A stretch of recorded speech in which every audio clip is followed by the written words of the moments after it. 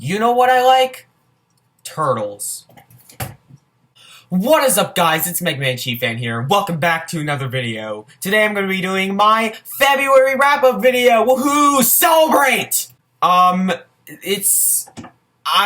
have physical copybooks. I have non-physical copybooks that I read from the library, so I don't have them here with me, but whatever. I'm really excited to get into this, so why should I wait? Let's get into this. Woo! The first book that I read, I just want to say before I get into this, I read not only the best book that I read so far this year, but somehow I read two of the worst books. The two worst books I've read so far this year, and it makes me furious to say this, because I read another thing from both of these authors, and at least liked it. In fact, from this first book, I loved this guy's other work that I've read from him, and it's Thomas Pynchon's The Crying of Lot 49. This book, it's nothing. It is so boring, so dull, that I cannot even believe that something like this was published by a man who created Gravity's Rainbow, which, we're gonna talk about later. We're gonna talk about that book later. The Crying of Lot 49 is awful. Don't read The Crying of Lot 49. It's the complete opposite of Gravity's Rainbow, where it has so many layers to it. This is just so straightforward, and it just dumps information on you that honestly, it just went past my brain, because it's just so dull. If you want to go through my brain, just make it dull. That's it. That's it. I have nothing else to say, because it's so bland. Don't read The Crying of Lot 49. Even if you're a fan of Pynchon's other works, don't read it. It's awful. It's awful. The next book that I read is another pretty bad book. Not as bad as The Crying of Lot 49 and the other book I'm going to talk about later, which is the worst. But it's Billy Budd Sailor by Herman Melville. Yet again, horrifically disappointing book. You should all know that Moby Dick is one of my favorite books of all time. Like, it's number 4 on my top 10 favorite books list. Why wouldn't it be my favorite book? Why wouldn't I love it? Because it's so amazing. It's Moby Dick. Queequeg.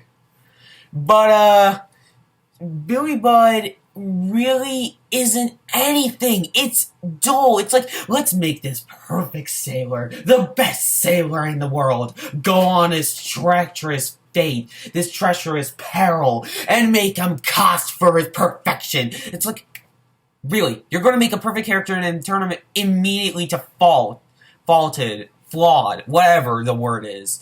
And it's not well done at all. It has a sloppy narrative, boring characters, boring setting. You think that everything that made Moby Dick so perfect is tried to be replicated here in a shorter amount of time, and it's just dull. There's no motive. There's no anything. Don't read Billy Budd. I gave it like a 2 out of 5 stars. It's just... it's not that good, guys. It's not that good.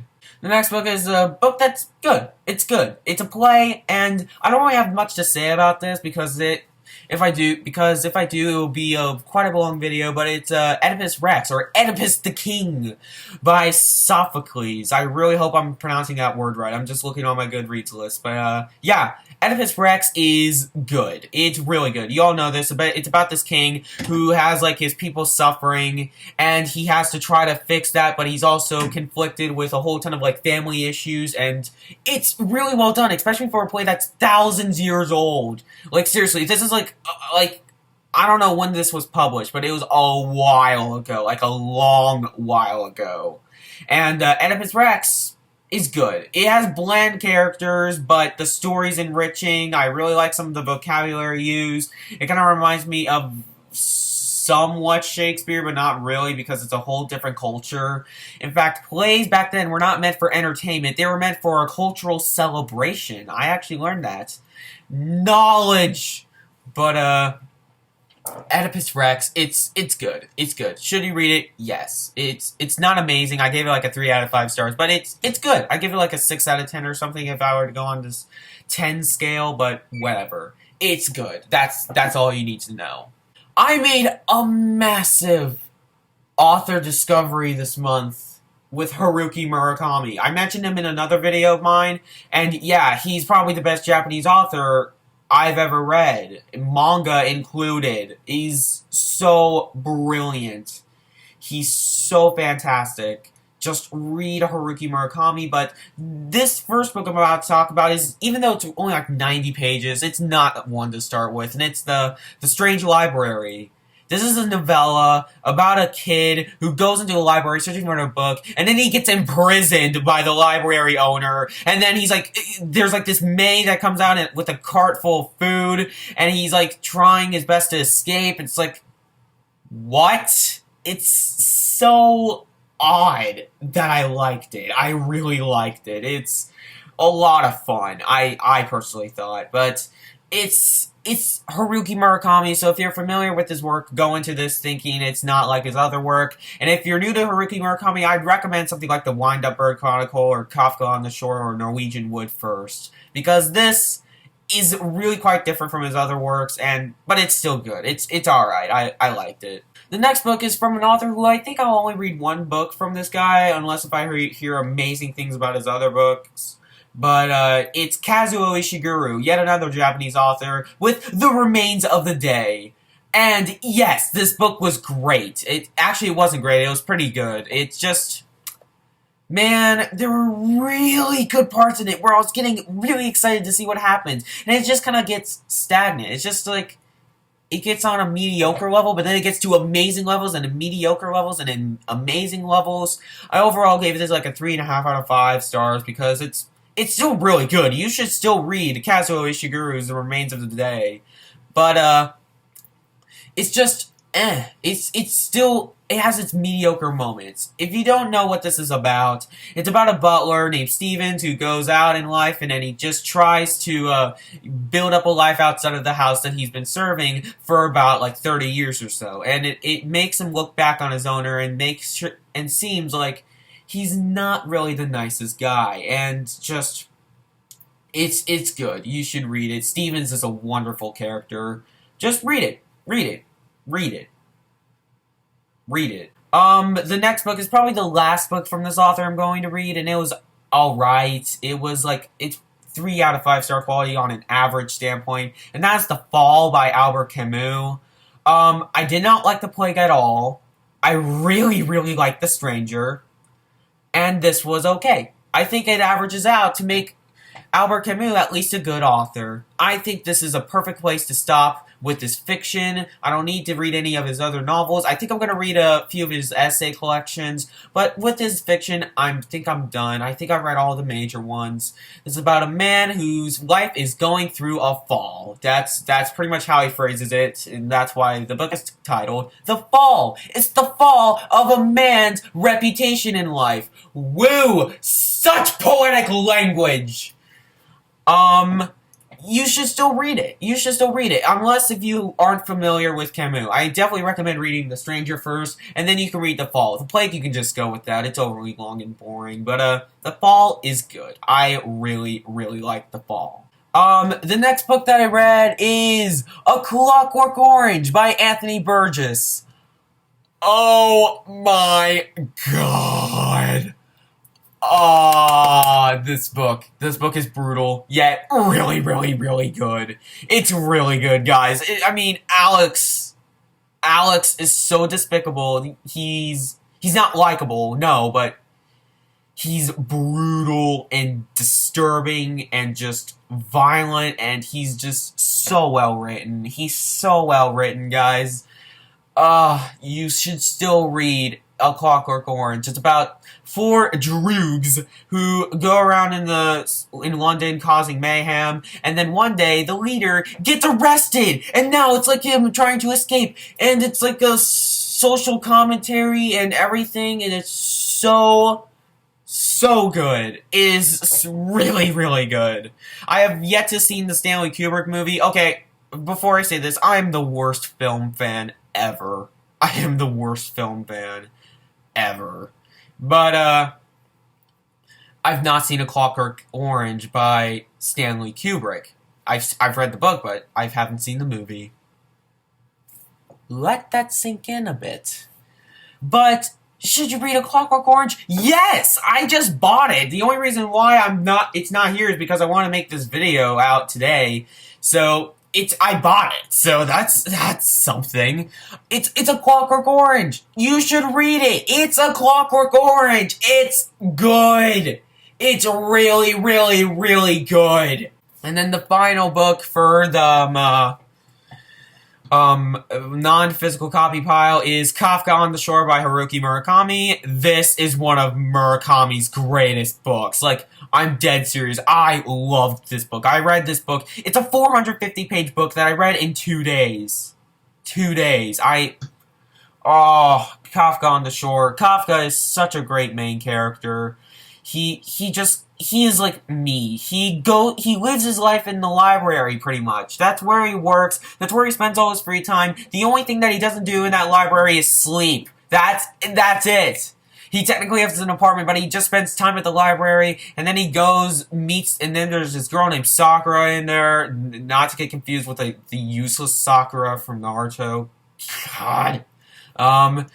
And then there's this guy who's, like, trying to hide this, who's trying to help Kafka out in his life. And then there's a secret story tied in there about an old man who's trying to find something. And he's, like, elderly, and he's a war veteran, and it's so well done. It is so well done. Murakami is a god in modern contemporary and just magical realism. So, just read Murakami, and most of all, read Kafka on the Shore and this next book I'm about to talk about, which ends the non-physical copy pile. Now let's get on to the physical copy books. And the first one is The Wind-Up Bird Chronicle, yet again, by Haruki Murakami. This book is about a man who tries to find his wife's cat, and then when he comes home one day after trying to find his wife's cat, his wife is gone. So it's pretty much him trying to get his wife back, and it's just such a great mystery novel. It's also a great thriller, it's a great romance, it's a great everything. It's The Wind-Up Bird Chronicle. It's one of the masters of modern-day magical realism. And, look at this cover, guys, and the spine, and the back, and the, it's such a great novel. I read this 600-page book in 3 days because Murakami. It's Murakami. It's so well done. It is so well done. Toru is the main character. Oh God, I think I broke the book. No, I didn't. Toru is our main character, and he is really good. I know Japanese usually like to be called by their last name. Okada, I think that's what they refer to him as in the book, Okada. He is really odd as a main character, and yet he's likable. He's really likable. His way of calming down is going into wells and just sitting there at the bottom of the wells. Just sit there at the bottom of dry wells and just think. And then there's like this teenage girl that's odd and named May, and then there's like this mother and son, and then there's like this and then there's like this other war veteran. Oh yeah, Murakami always fits in a war veteran in there somewhere. It's really good. Just Murakami, he's a genius. What else do I have to say? This next book, guys, if you have not read anything by this author, start with this book. But please, read this book. I don't care if it has a terrible rating on Goodreads. Read this book. I think this may be my favorite book out of the pile besides my 5-star rating. And that is The Dinner by Herman Koch. Herman Koch. This book has like a 3.2 average on Goodreads. That is unacceptable. Because this book is really, really, really good. Oh my goodness. I just fell in love with this book. I just devoured this book. I read it in like, what was it, a day? It was so well done. I flew through this book. And also, the cover and the spine and this again. Read The Dinner. If The Dinner is about, like, these two couples in Amsterdam going out on a dinner and their sons have committed this awful act of unspeakable proportions. And it's just them getting more and more angry at each other throughout the dinner. It is one of the best thrillers I have ever read. It is gorgeous. Read The Dinner. It is phenomenal. We need more Herman Koch translated into English. I think only 2 novels by Herman Koch are translated into English because this was originally written in Dutch. I don't care if his other novels are mediocre. Bring at least one of them to the States because Koch just read his books. Oh god. The next book is the worst book that I've read so far this year. I'm gonna get a lot of people hating on me, but it is. It's so bad. That is Truman Capote's In Cold Blood. I don't think I've ever seen a book so dragged out in my entire life. It's a near 350-page novel, which could have easily fitted into a novella. It is so dragged out. It's so overly detailed. It is so crap that I just can't. I laugh at it. I laugh at how terrible this novel is. If it's about a family in Kansas who gets murdered, and then people come along to solve the murder, and then they eventually find the culprits who you can tell who did it from the very beginning. And it's not like in a Death Note type of way where it's like suspenseful, but it's, oh god, I now sound like a weeaboo. Oh god. It's not like done like that. It's more done like as a mystery novel. You don't know who did it, and you can definitely tell who did it. And it's so generic. At least the cover's pretty, I think. Yeah, it's gorgeous. But it's terrible. It is so bad. Don't read In Cold Blood. I read just as many bad books as I did good books this month. Don't read In Cold Blood. It's awful. It truly is an awful novel. Don't. I just can't. This next book is The Strange Case of Dr. Jekyll and Mr. Hyde by Robert Louis Stevenson. I know. I should have read this during Halloween, but I couldn't resist. I could not resist. Because it's great. It is so great. You all know the story about a man who has 2 personalities. One's a doctor named Dr. Henry Jekyll, and another man named Mr. Edward Hyde. And then there's people that come along with them named John Utterson, and he just comes along and starts to solve this case because John Utterson, he's brilliant, because this novella is brilliant. And I also read the other stories in here, and they weren't as good, but I'm mainly basing this off of Dr. Jekyll and Mr. Hyde, which is easily a 4 out of 5 stars. It's really enjoyable. It's one of the most famous novellas of all time. It's probably Robert Louis Stevenson's most famous work. It's just, read this book. It's great. It won't take much of your time. Alright, I continue on with Shakespeare with Othello.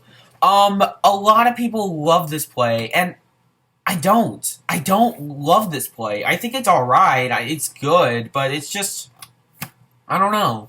It's not one of my favorites. It's better than Macbeth. I was really disappointed in Macbeth, but it's nowhere near on the levels of Hamlet. Hamlet is still the high watermark for Shakespeare plays, because Othello is about jealousy, about a man who's jealous of another man who's trying to get his girl, and then there's weird complications with a man named Iago, and of course the main character is Othello, and he's black, which I did not expect.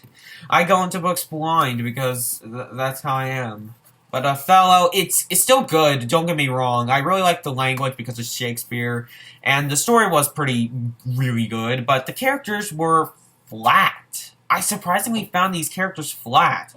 Like, you can tell that this whole play is surrounded towards Othello and Iago and Othello are just not as interesting as characters as Hamlet was. And here's the thing.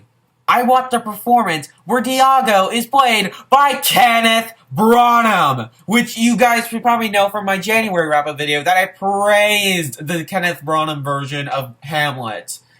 But, I don't know, maybe I just didn't like Othello as much, because I still like it. It's probably my second favorite Shakespeare play, but I should probably read more Shakespeare probably soon, because he is good, but just, he's not the masterful writer we all think of him to be.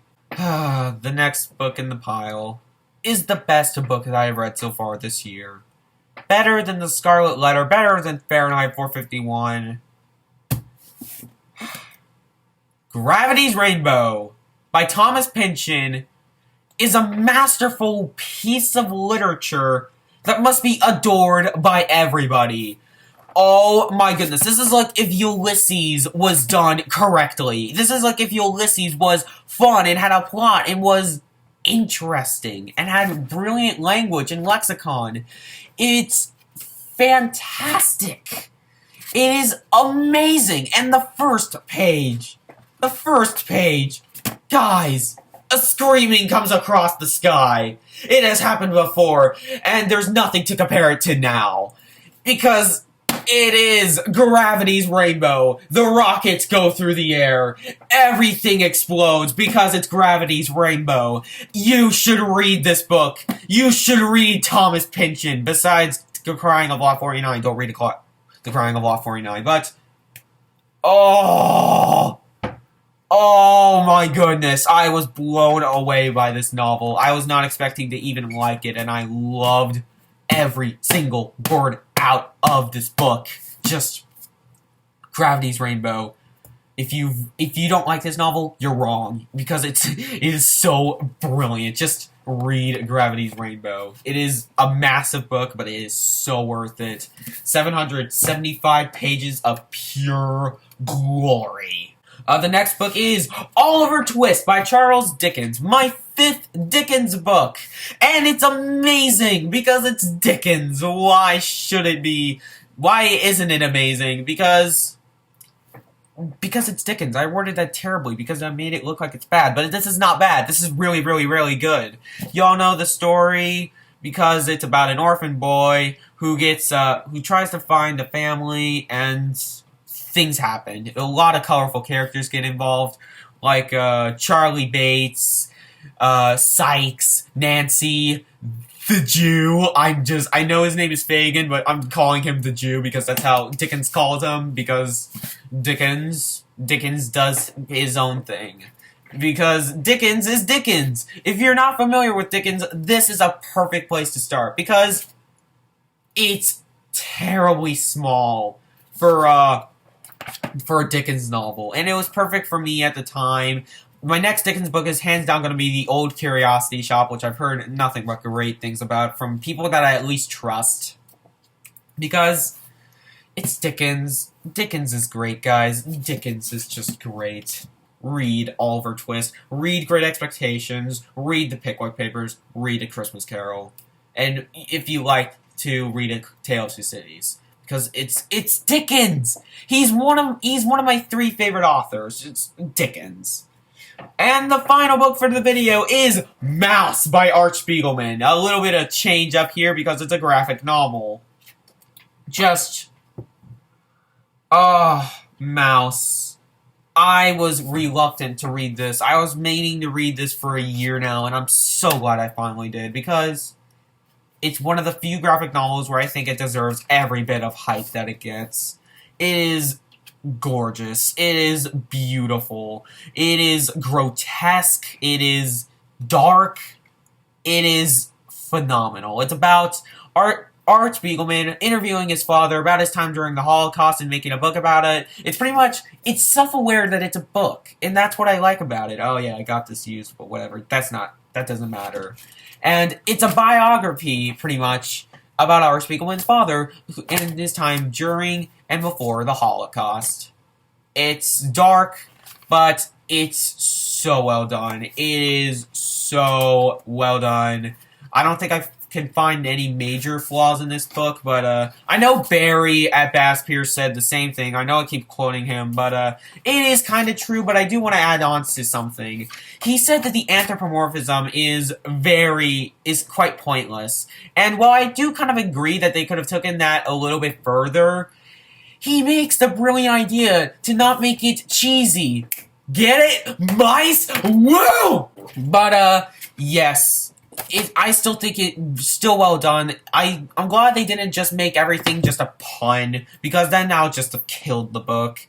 It's so well done. It's Mouse. You should read it, because it's Mouse. I don't know about Meta Mouse, but, just read Mouse. Even if you're not into graphic novels, still read Mouse. I mean, it won the Pulitzer, for God's sake. It's amazing. So that was the video, guys. I know I haven't made a video in a week, but that's probably how it's going to be from now on. I'm probably going to upload another video this week, but expect weekly videos. That's how my schedule will be until, like, summer, where I can make more videos.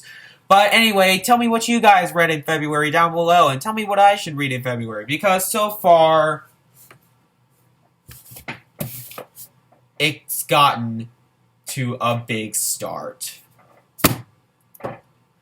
I'm Mega Man Chief Fan, and I'll see you later, guys.